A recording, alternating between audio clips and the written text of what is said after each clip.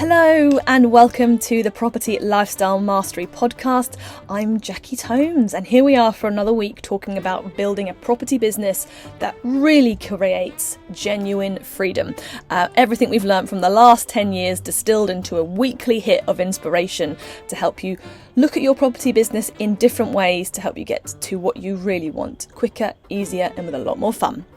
So we're talking about fear this week. Now, admittedly, if I'd have heard this topic of conversation a few years ago, I'd have been like, I'm not scared, I'm not interested in that. But actually, oh my God, I have realised how much fear I have held and actually how much fear I see in everyone all around. It just manifests in different ways. And actually, if you're not really aware of how that fear is manifesting, you can hold yourself back in ways that you just cannot see. So we're talking about, can you feel the fear and do it anyway? Does that actually work? And what's the result if you go through that and do that in a way that is empowering for you? What's the difference in terms of how you build and grow your business? Really enjoyed recording this one with Dom. So here is myself and Dom talking about fear and how you can overcome it. Let's do this. Hello, listeners. Good morning, good afternoon, good evening. This is Dominic Beechnow and Jackie. Great to be with you, Dom. So today's topic is, does feeling the fear and doing it anyway actually work? Can you just take action in the face of fear and will it work or not? That's going to be our topic of discussion today. What springs to mind when we say that?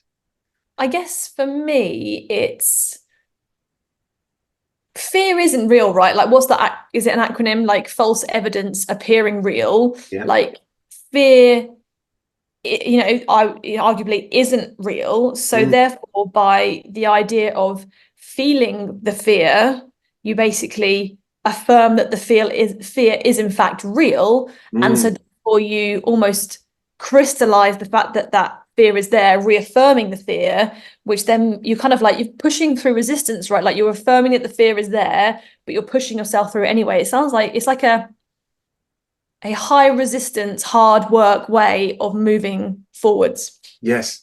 It makes me think, when we have fear, there is tension in the body, and tension is resistance to what is. Basically, we're resisting what's going on in life.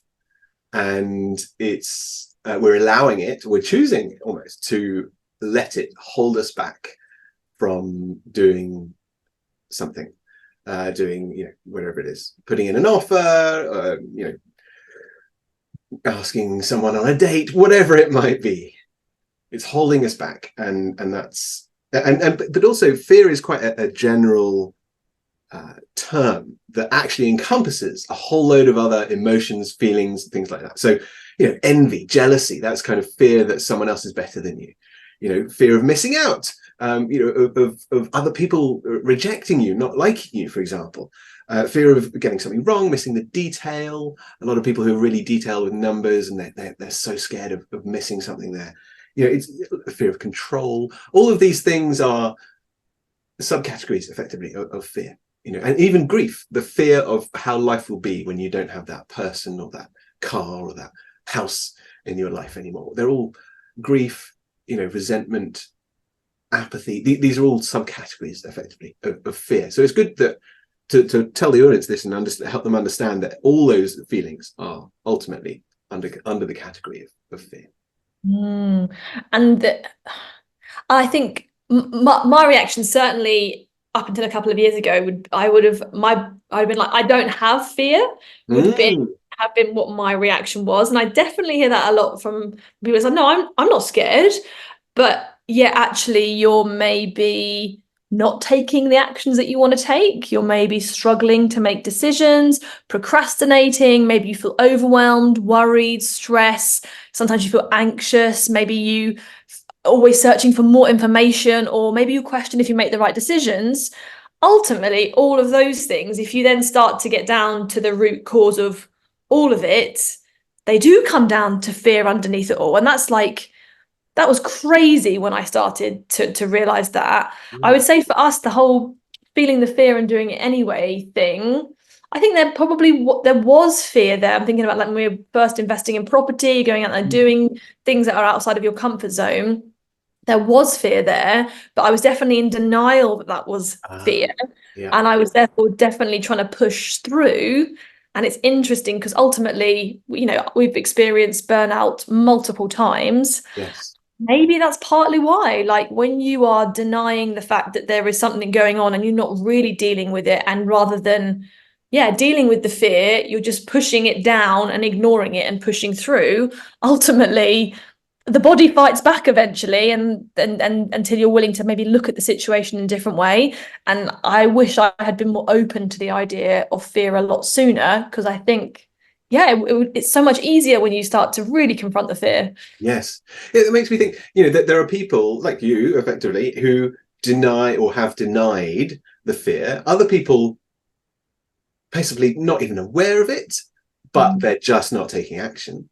And then there are maybe the sort of more extreme end might be that they feel the fear and consciously don't do anything about it because they're so scared of it. And then maybe beyond that, there's kind of feeling it and doing it anyway. But it's kind of different levels of awareness. And I think the thing about awareness, as we've discussed on other podcasts, it's so important to be aware. But it's like, does it? Yeah, I don't know. Where's my anyway? It's just helping people identify where they're at on that journey of, are they even aware of it or not, and is it holding them back consciously or subconsciously? You're right, different ways of approaching it. Probably from what I know of you, like I feel like talk about me, my approach has been more like push it down, don't look at it, do something to not feel it. Like, Right. I'm not feeling good. This has changed these last few years, but until a few years ago, push it down, ignore it. I'm not feeling good, but I'm going to do stuff to make myself feel better. Yes. Yours has been more almost like, it's more like an avoidance of it, I suppose. That's a good point. Yeah, it's spot on. Putting my head in the sand. Avoidance is one of my ways of coping with the fear. Yes, exactly right. So maybe that some of the listeners could identify. There's avoidance. There's fear of control, and therefore everything must go this way. And so they're obsessive about every step that happens, that they are in control of it.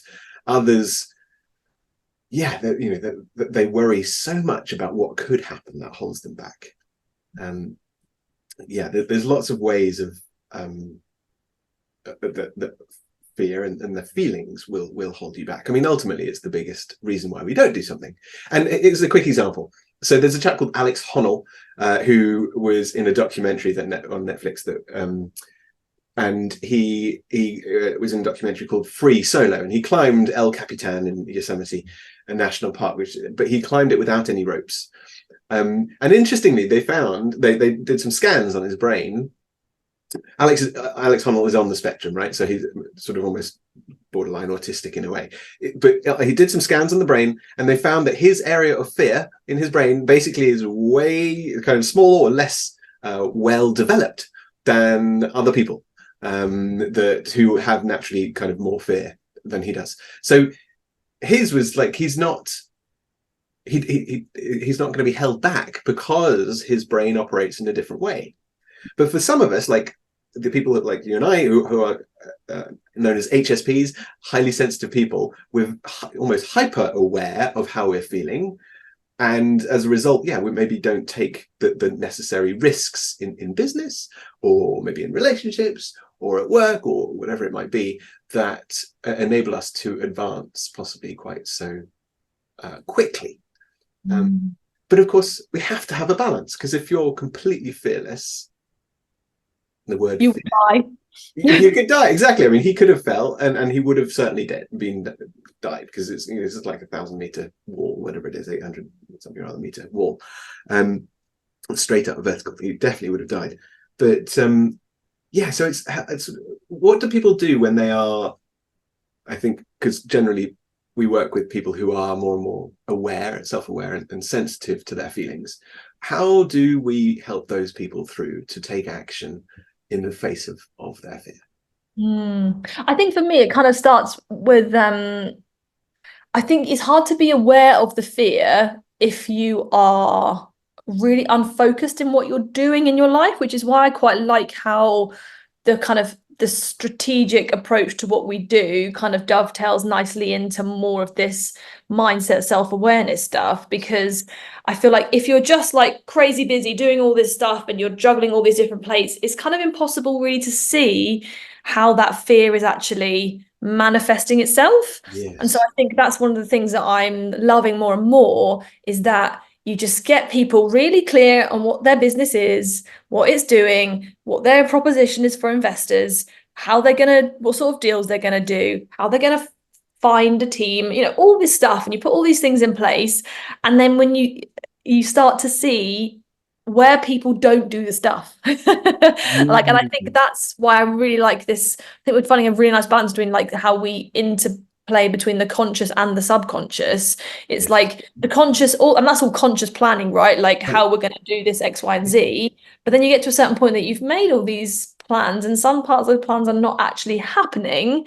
And then people just start like hitting basically a bit of a brick wall, and it could be in anything like hiring someone, following up with an investor, or whatever else it may be. And I think I like that specificity of that almost like example that you can then use to go through and go, what's actually going on underneath here? Because there's a fear. Right. Every time someone's not doing something, there is a fear, just you don't know what it is. And that's the problem, right? Yes. Yes.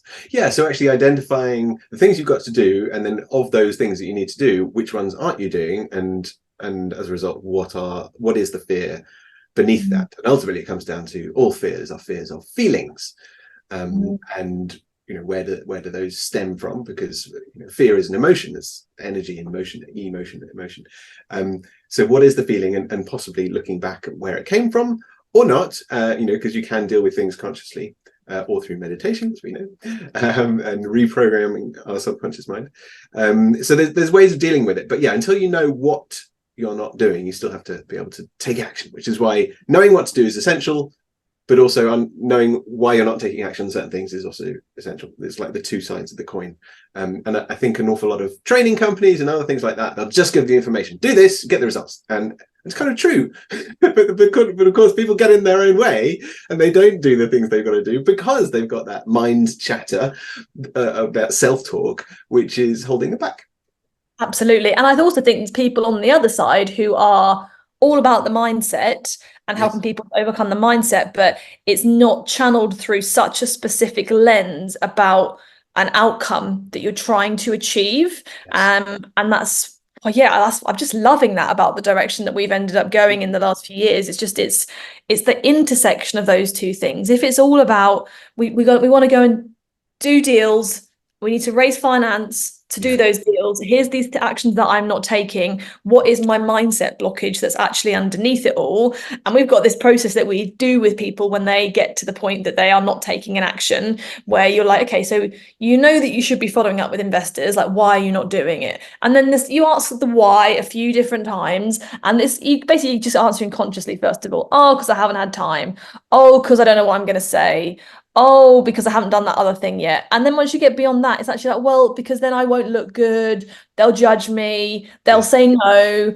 I won't raise finance. I won't do deals. And then I'll fail. And then that's actually what's really going on underneath it all. It's like, I'm actually scared of failing. So Right. because I'm scared of failing, I'm not following up with that investor, because my subconscious is connected reaching out with an investor with I'm going to fail. And so those two things are totally ridiculous. They're unconnected. Actually, you go further than failing too. It's like that's where you get to like fear of death underneath all of Right. it. But Yes. it's like those things, they're connected in our Right. Yeah. biology, and it's like that's the thing that's holding you back. So actually, you've got to find a way, first of all, to be aware of the absolute mentalness of that thought process that's going on underneath the surface, bring it to light first of all, and realizing that you can laugh at it first of all for how ridiculous it is, to then start to shift the perspective. But then, as you're saying, it then comes in with all of the feelings that Mm. are underneath all of it. And really, the fear of failure is like a visceral, I don't know what, maybe we should both describe it. Like, what does that fear of failure feel Mm. like to us? What does it feel like to you? Oh, it's a sinking feeling. I mean, there's different types, right? So there'll be in the gut when you feel sick with fear, like going on a roller coaster or a bungee jump, that's it's like and literally your blood drains out of your brain and goes to all the most important parts, and you start shaking. And also there's like extreme physical response to something that's imminent, like a bungee jump or a roller coaster or something. And then you've got the fear of maybe loss, whether it's birth, death, marriages, or something, losing a loved one, for example. That's a massive one that people have.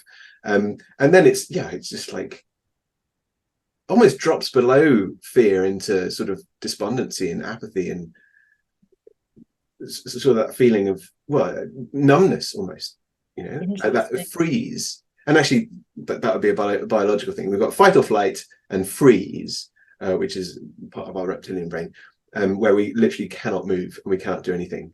And I remember that walking into when I was being on calls trying to do sales and just not knowing what to say at all, and freezing.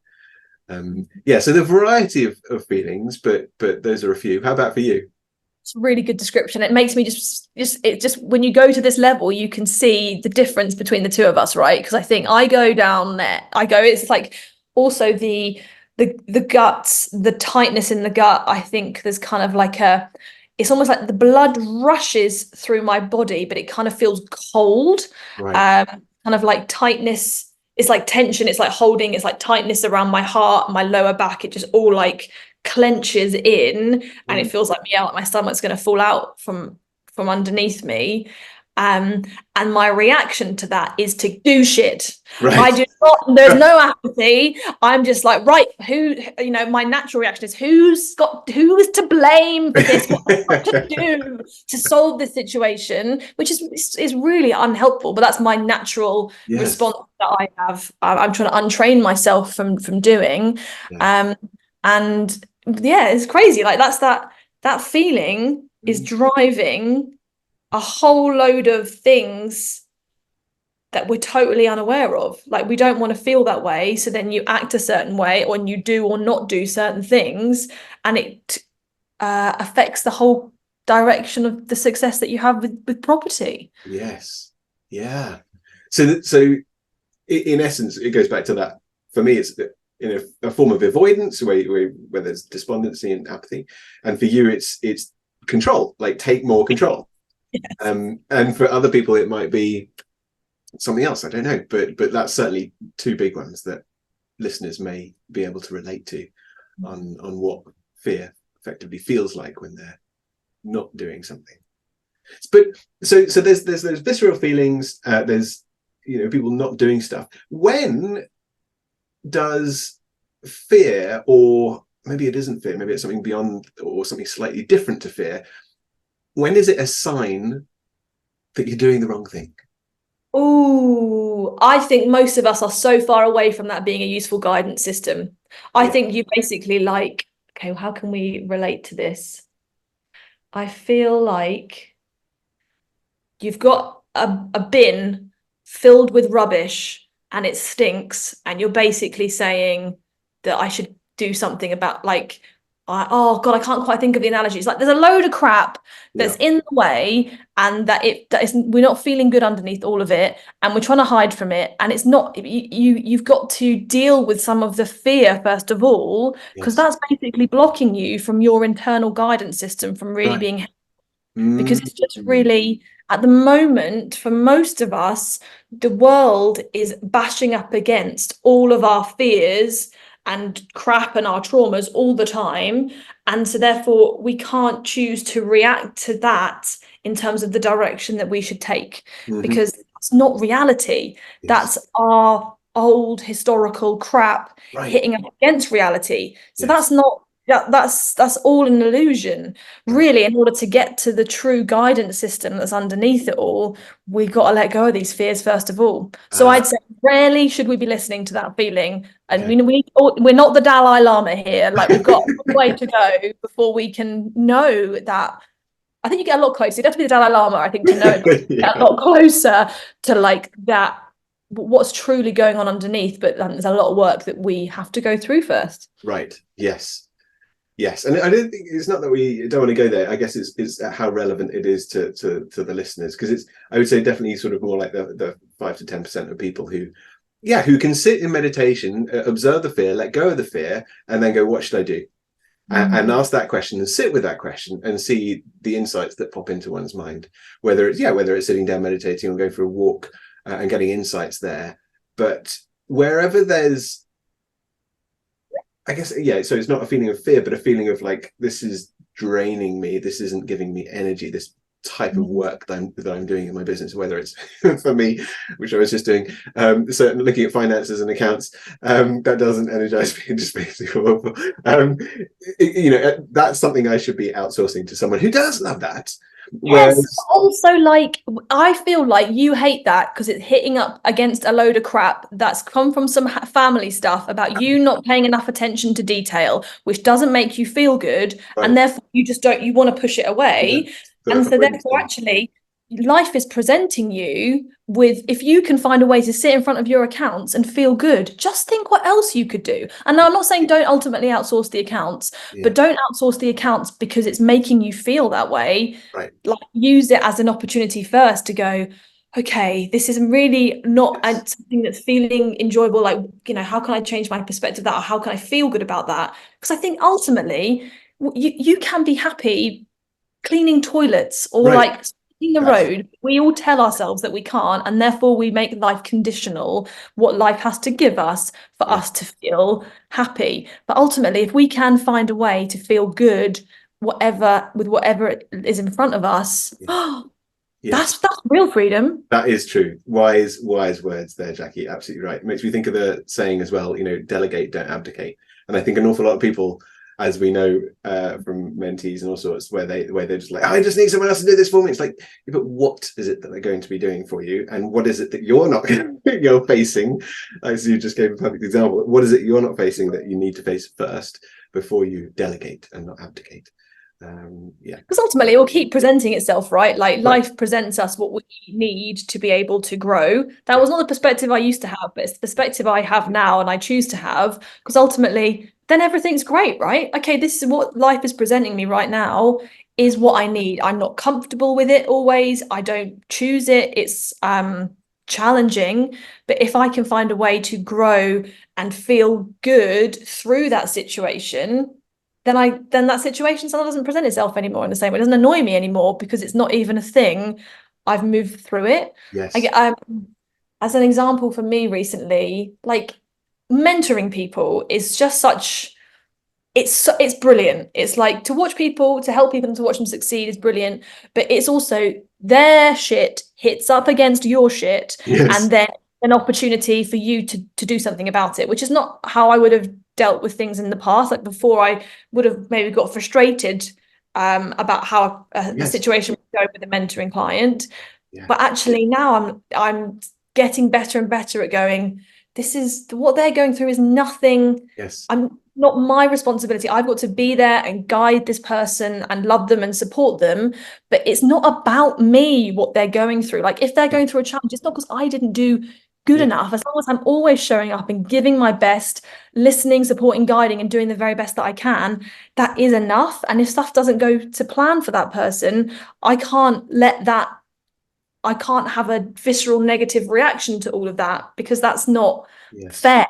So for me, that's what I'm sitting with more and more now when I have because I do meditate every day. If before I have a day of mentoring clients, I'm now just sitting with the coming back to a place of just service. I'm just here to do my best, provide guidance and support for these people. And it's nothing to do, their stuff is nothing to do with me. My stuff is my stuff. And I've got to let go of that and feel good. And the more I do that, the better I am at helping people, because I'm more loving and kind and I give them more what they actually need, less what I just maybe want to get annoyed at because they didn't do and I told them to do it. That's amazing, Jackie. And I've seen that. I've noticed that in you, that you're not getting so annoyed at people, and you're absolutely spot on. Life is a reflection of us, of what's going on. Other people, if they're triggering us, it's a reflection of our, as you say, our own shit. and even so in business, but also in personal, partner relationships too, right? It's all the stuff that they annoys you about them is your stuff, right? If you deal with it effectively, they then change in a way because you see them in a different light. So everything comes back to looking in the mirror. What is it that I've got to change, let go of? What fear do I need to face and accept in order to move past this? And as you say, everything happens for us, not to us, to help us awaken. It's really good. Yeah, you're so right. I think you're right. Like my relationship, my day's relationship just gets better and better and better because of all of this. Yeah. Like any time that we now remotely get close to arguing, like we used to argue a lot, but a few times a year we could have a bit of a blow up argument about something. Right. I can't remember the last time that happened because now we are spotting more when that is starting to come up in us. And it kind of goes both ways. One, you see more clearly what's going on with the other person, and you may be able to lovingly suggest an alternative for what might be going on, which in the past you could get pretty angry at how someone would point that out. But now, because we're both going through it, the other person is now also willing to be open and accept that actually I'm not annoyed because you didn't. Oh God, what would be an example? Put the toilet seat down. Put the toilet seat down. Yeah, like that has nothing to do with that. It's because of my underlying need for there to be order and control and to know that the things are going to be a certain way. And so therefore I'm actually just scared of the unknown. So actually this argument is nothing about the toilet seat. It's Jackie's fear of being out of control, of being unknown. Right. And then Jackie, you go sit your butt down and you sit that feeling and you work through that and shift your perspective on it. It's nothing to do with Dave, it's Jackie. Yes. And that's just, it's so liberating and empowering for our relationship. Exactly. The word is that, empowering, because every time we have a negative thought like that, it basically is disempowering, saying the power is outside of me. And actually life is you. When you're fast asleep, you may as well be dead. You wouldn't know about it. So it's all you. Everything is you and how you react to it.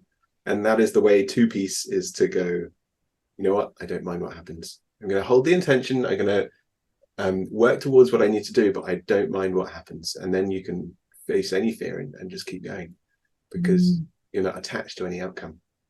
So that's awesome. This is deep stuff here. It is. I'm going to loop it back around to property again. Right. Like in terms of the specifics of what's the difference in your property business when you start to confront the fear and let go of the fear rather than suppressing or pushing through the fear. So I can think of an example of a client who wants to build his portfolio. That's his objective, go out and build his portfolio. Now, what's a very important part of the process to buying property, Dom? What's the first thing that comes to your mind? If you've got to buy property, you have got to find deals and raise finance and make sure you're taking the actions. Exactly. So what have you got to do to find deals? Go out and speak to people and put in offers and analyze deals. And even before all of that, you've got to view some goddamn property, right? Yeah, viewings. I mean, it's so, the reason you're not getting to it is because just seems so basic, obvious and like easy. But I've seen someone who wants to do it, very smart, capable, but not doing it. And we watched this person struggle for months after months, not securing deals, because you can't secure a deal if you're not actively going out and viewing properties, first of all, because then you can't, as you say, analyze, offer, all the other stuff. Yeah. That's the first part of the process. And we ran a retreat in Italy last year, and it was for all of our clients on our Dealmaker Accelerator program. And it was the first time ever that we'd run a retreat that was not just all like mostly business strategy. Right. It was the first time. The stuff that we're talking about here were like, actually, we realized it's actually all about this when it really comes down to it. It's what's the fear that's underneath that people are holding themselves back from. So we went through this process with every single person there to get to the bottom of what's the thing that you're not doing that you want to do but can't. Go through the process to identify the fear, and then learn to sit with the uncomfortable sensations, let it go, choose a different perspective. Oh my God. Like the difference in before going through that process and after it, just night and day. Yeah. Like Yeah, this really. person's now got enough finance for the whole of this year, at least 20 deals. Yeah. Since then, have gone on a ton of viewings, have secured a deal a month. Yeah. Like that's the difference. And actually, that was just because there's this underlying fear that was hooked into something that wasn't even like when we saw it, he was like, that's crazy that that's the thing. But once we release that and let that go, oh my God, the business flies. Yes. And like that for me, well, I mean, that's where we're all really heading with property strategy, right? Like this, what we're just seeing is if you can get underneath all of this stuff here, that's what it's really about. And that's why we're running a retreat this year in 2024 for people who aren't on Dealmaker Accelerator, because we've just seen there are some people that we want to be able to help who aren't eligible for DMA. Like they're just not at the right level of experience yet to be able to do it. And actually, we're just seeing them struggle because this stuff is what's really in their own way.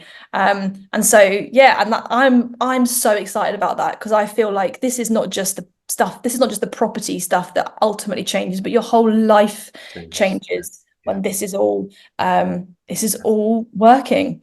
Yeah, exactly. And so doing the work to break through that fear barrier, consciously and subconsciously, and then importantly, consistency, because we have to have clarity of where we're going. We need to have order in which, the learning and the actions of what we need to do. And that's what most people kind of learn on a training course.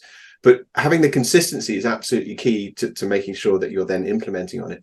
And obviously having the right feelings, emotions, and people around you to make sure that you continue that new version of yourself, effectively, that new identity which you create as a result of it. So yeah, it is the most rewarding thing, Jackie. I couldn't agree more. It's just so much fun to do and rewarding, and a fun way to do business. And people enjoy the process. It's just the best. There's no need to struggle as much as people do. Yeah, it's so true. And I think it was saying as well, like the growing awareness that you have through all of this, it just makes you a nicer person to be around. Yeah. And it was because how many were on the retreat last year? Maybe there was 20 people, I think. Yeah. And I remember telling someone about it afterwards, and we were there for 4 days or something together. And the person was like, "Oh God, I bet there was quite a lot of drama with you all being together for 4 days." I was like, "No, there was no drama."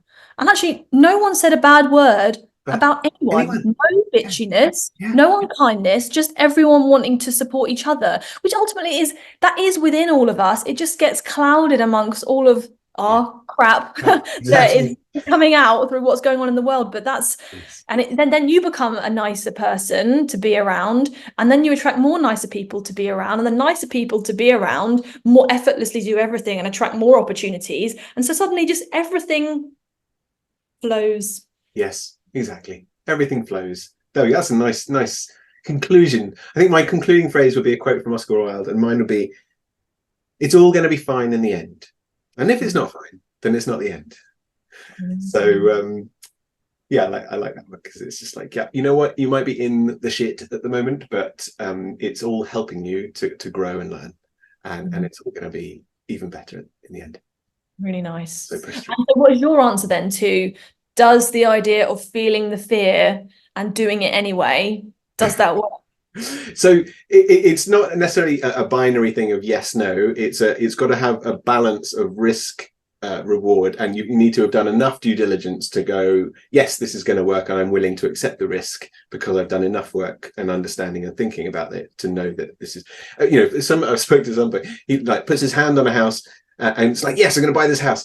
Okay, maybe work for him, but there's no due diligence there. I would say, make sure you've done some due diligence, make sure you've done your numbers, and then go for it. If logically it works, then push through the fear and do it anyway. Well, I would say not necessarily. I think the ideal is do exactly what you said there, but don't push through the fear. Right. Yes. Acknowledge the fear and just realize that, you've done all that thinking, you've done all that thought, you've analyzed it, you've made the wise choice. Yes. Then just realize what that uncomfortable feeling is that remains, that's maybe telling you that you shouldn't do it, Yeah. and focus on letting go of that feeling and choosing a nicer feeling instead, and then doing it with a more of a happy feeling. There we go. Yeah, absolutely. You're so right. The wording was wrong, but it was letting go of the fear and choosing peace and joy in its place. In fact, peace naturally comes when you let go of the fear. Awesome. I hope we got you questioning the role of fear in your own life, and maybe just starting to shine a little bit of a light into where it's playing a role in what's going on around you right now. If you're open to this and you want to explore it more because you're realizing how much it is affecting your enjoyment of what you're doing, that it's holding you back from being able to raise finance and do deals in a way that's really joyful and easy, then check out our property business breakthrough retreat that we're running in Italy this year. It is all about overcoming yourself, personal growth, to be able to transform your business and to be able to do all the things that are required to build your property company with ease. And really it's about getting underneath all the stuff, all the excuses, all the reasons why you can't, to seeing what's truly underneath there, that story that you're telling yourself, and liberating you from it, so that you can just go out there and make it happen and not be held back by yourself. If that's of interest, you can check out all the info on property-strategy.com/PBB for the property business breakthrough. Until next week, have a great one. Keep questioning where that fear is coming up in your life and looking how you can move through it to get to more joy and flow on the other side. Have a great week ahead.